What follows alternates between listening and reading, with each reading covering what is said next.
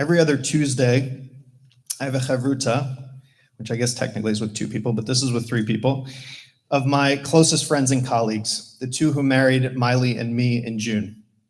That's Rabbi Joanne Loibin from Temple Beth Shalom in Miami Beach, and you know and love him, Rabbi Daniel Sher at KI. On the morning of January 7th, we had our first scheduled Zoom after winter break. We're texting back and forth, trying to align, if just to say hi. It had been a while. Daniel was off at the local Reform Rabbis Conference in Palm Springs, but we all agreed we wanted to at least check in. After a quick call around 10:30, we hung up, and the first reports of the fire were just coming in. We had no idea how our lives were about to change.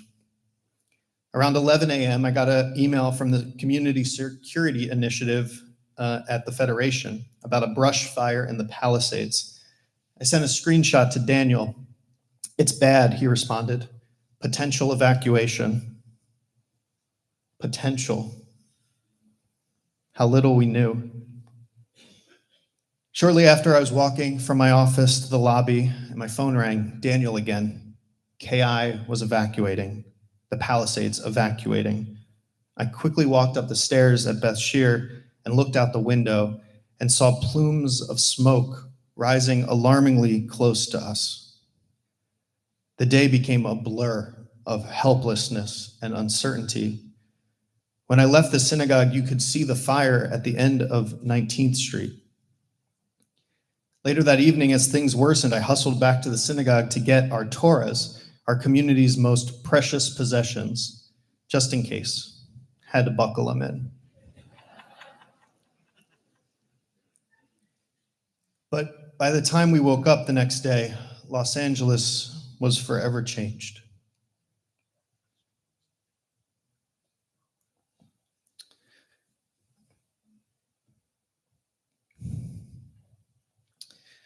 The next few weeks were filled with heartbreak and adrenaline. Every morning, I woke up with the weight of anxiety in my chest, in my lower back, as I checked in with those whose homes were lost, those whose parents had lost their home, those who lost their childhood home, those who were displaced, and those who lost their community. You could just feel the anxiety in conversations, in hugs, even in prayer. It lingered like the smoke itself. A couple weeks after the fires,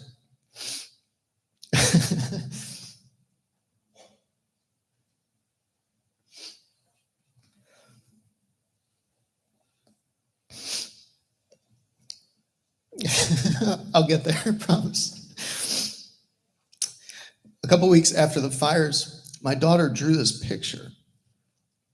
A car on a road leading away from flames, a speech bubble coming out of the car. I thought we were going to die.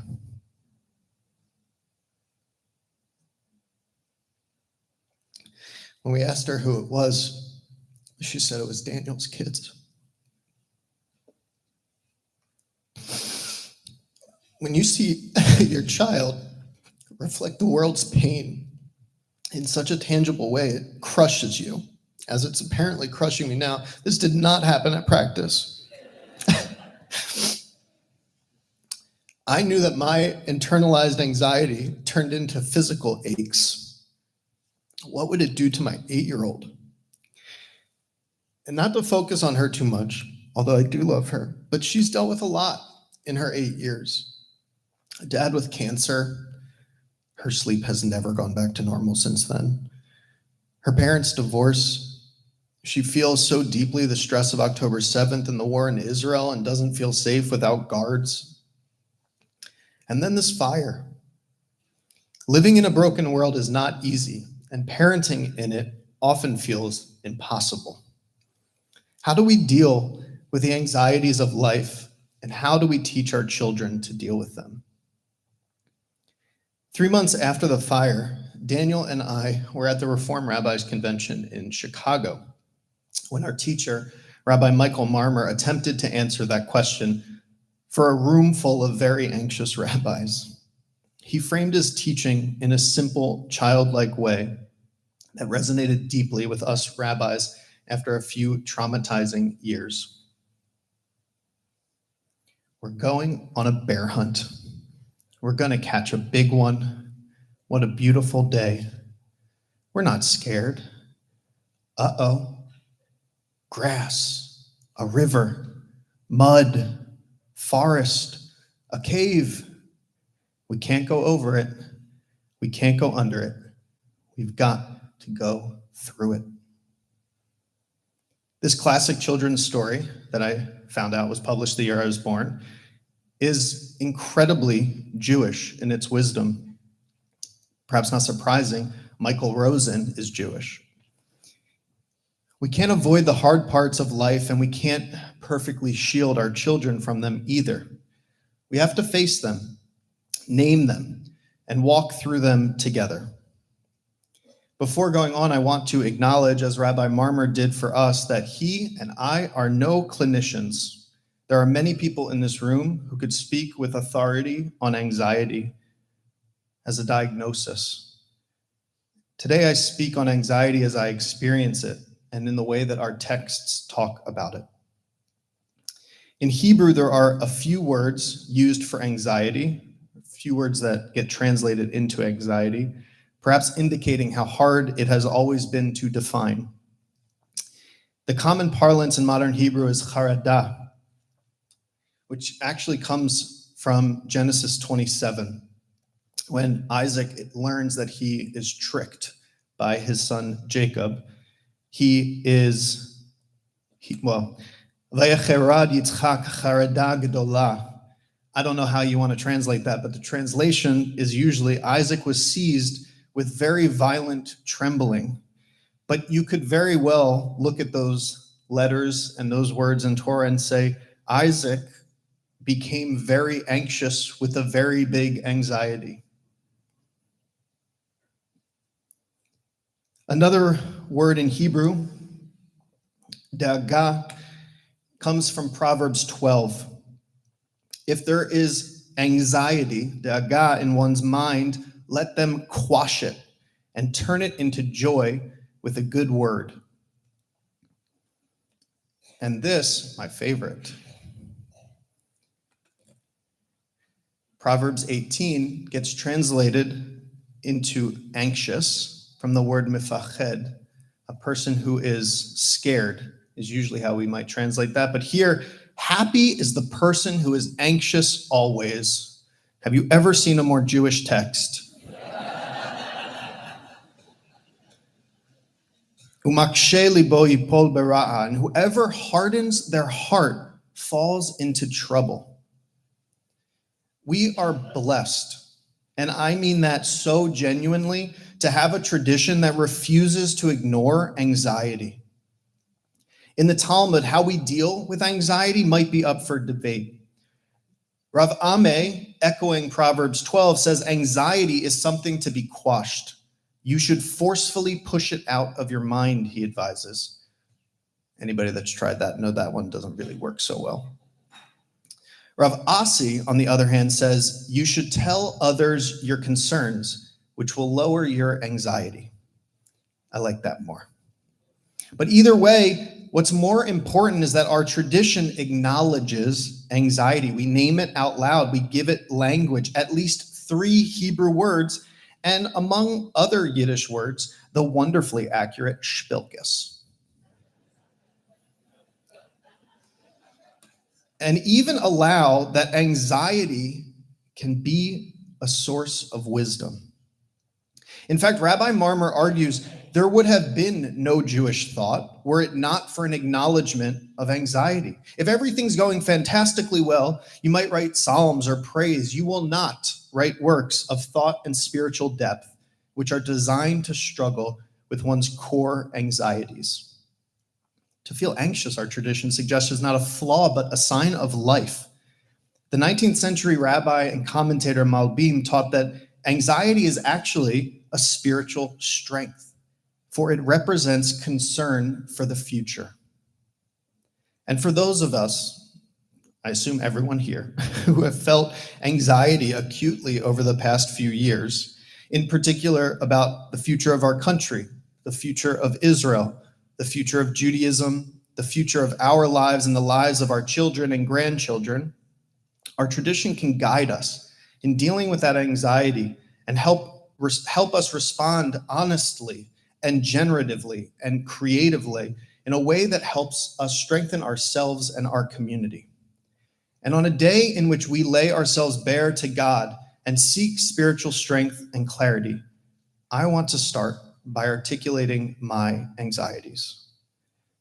As Rabbi Marmur reminded us before listening to his anxieties, people don't usually thank you for naming your anxieties, especially not your rabbi. You agree and they're mundane, or you disagree and they're outrageous and scandalous. And to be frank, some of these anxieties are hard to say out loud. They might be hard to hear. But I believe deeply that continuing to avoid our anxieties, to go over them, to go under them, to do anything but go through them, will not serve us in the long term.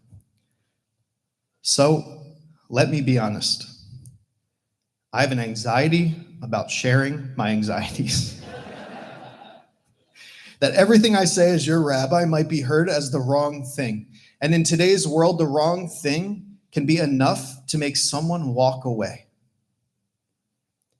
I have an anxiety that the culture of moral purity and ideological extremism, of gotcha culture and social media permanence, leaves us no space to be human, no space to make mistakes or have texture, no space to exist in the gray area of life.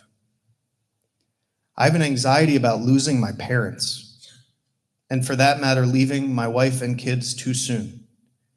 And as a cancer survivor, I carry the fear of dying young and the fear of cancer returning. I have an anxiety about the world we are leaving for our children, that we are not responding urgently enough to the climate crisis, and that they will pay the price of our delay.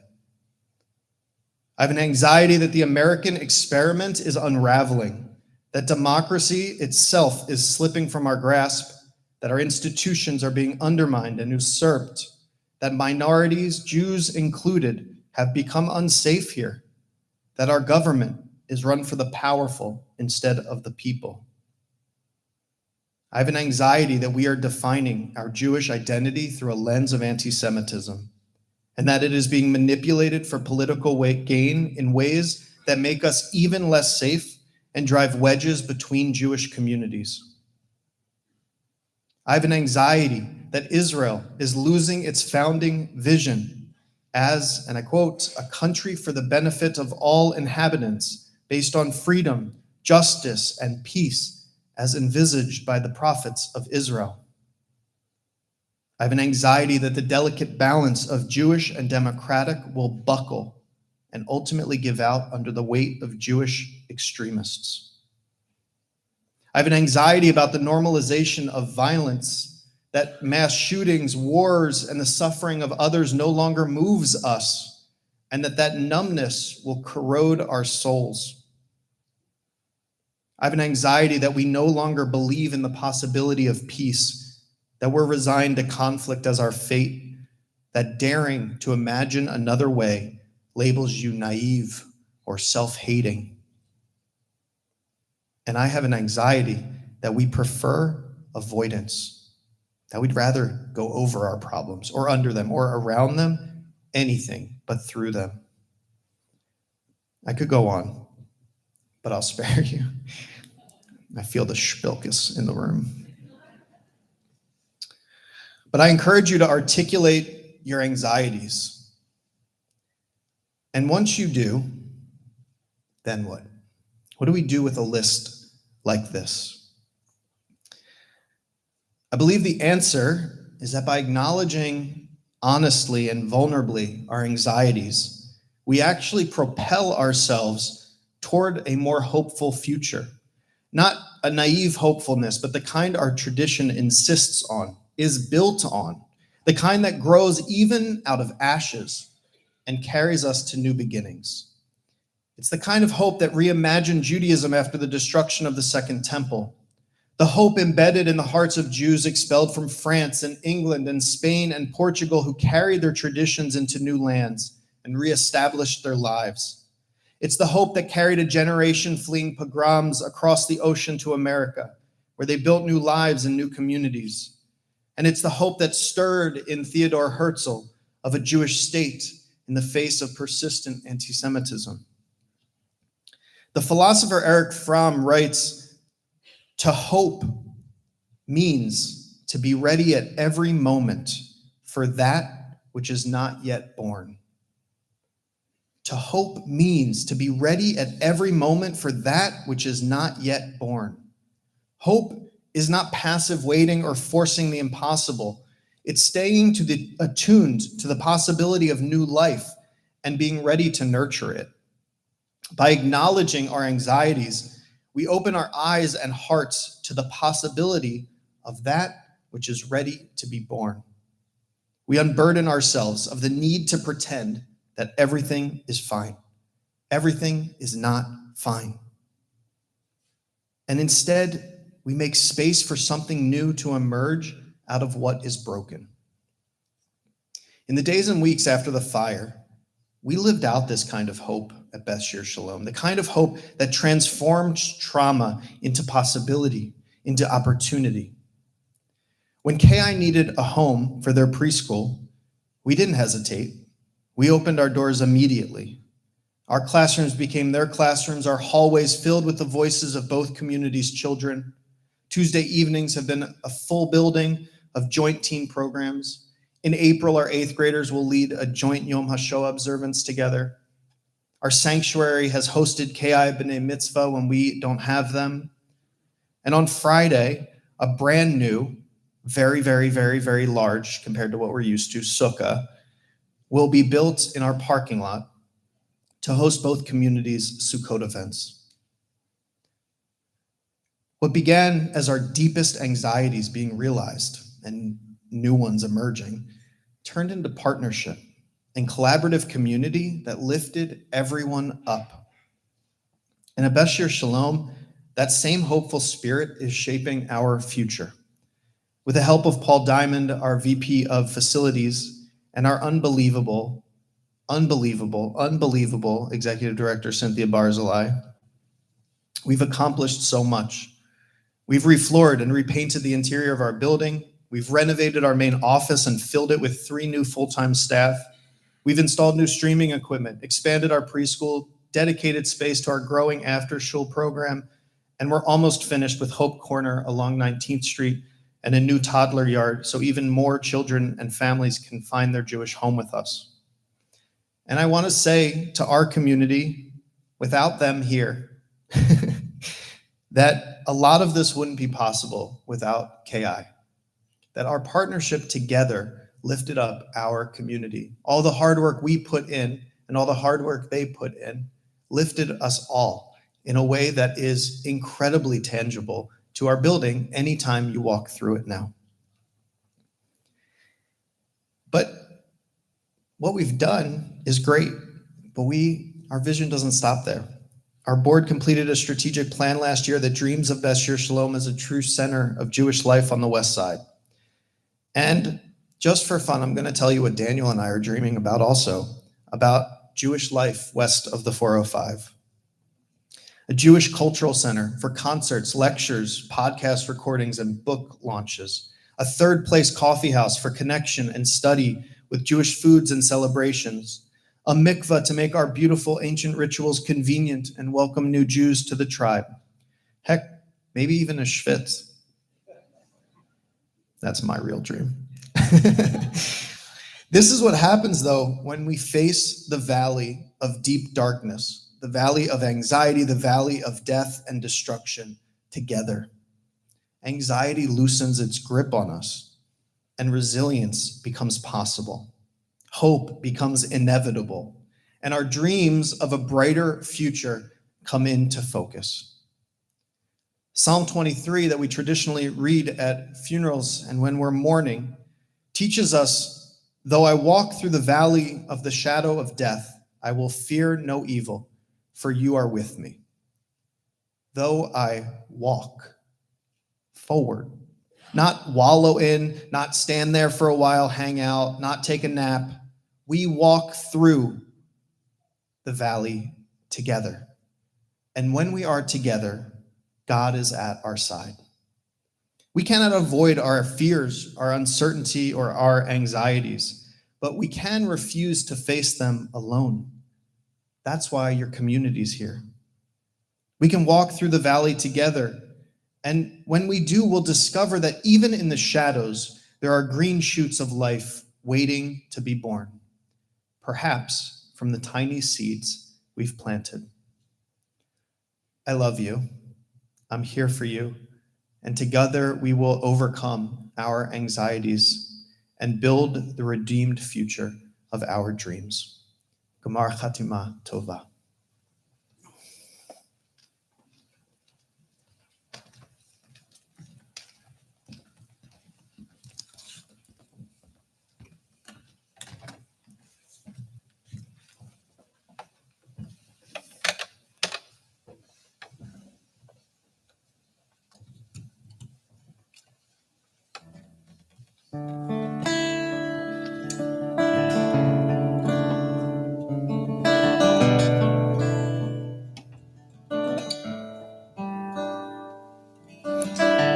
גם כי אלך בגיא צלמוות לא ירא, כי אתה עמדי. גם כי אלך בגיא צלמוות לא ירא, כי אתה עמדי.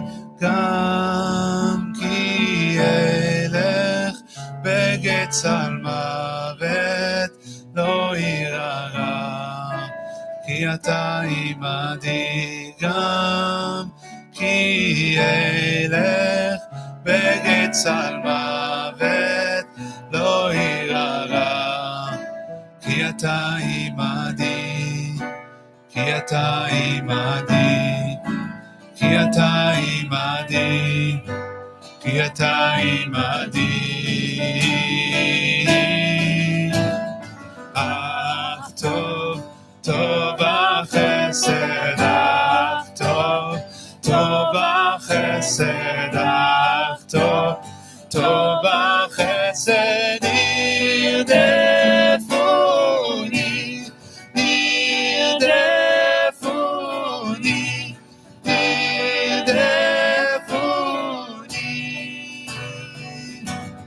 כל ימי חיי, כל ימי חיי, כל ימי חיי, כל ימי חיי, כל ימי חיי, כל ימי חיי.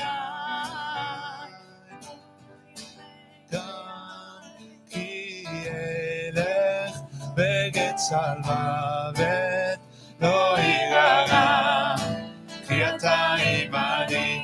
גם כי אלך בגיא צלמוות לא ירא, כי אתה עמדי. גם כי אלך בגיא צלמוות לא ירא, כי אתה עמדי. גם כי אלך בגיא צלמוות לא ירא, כי אתה עמדי. כי אתה עמדי, כי אתה עמדי, כי אתה עמדי. אך טוב, טוב החסד.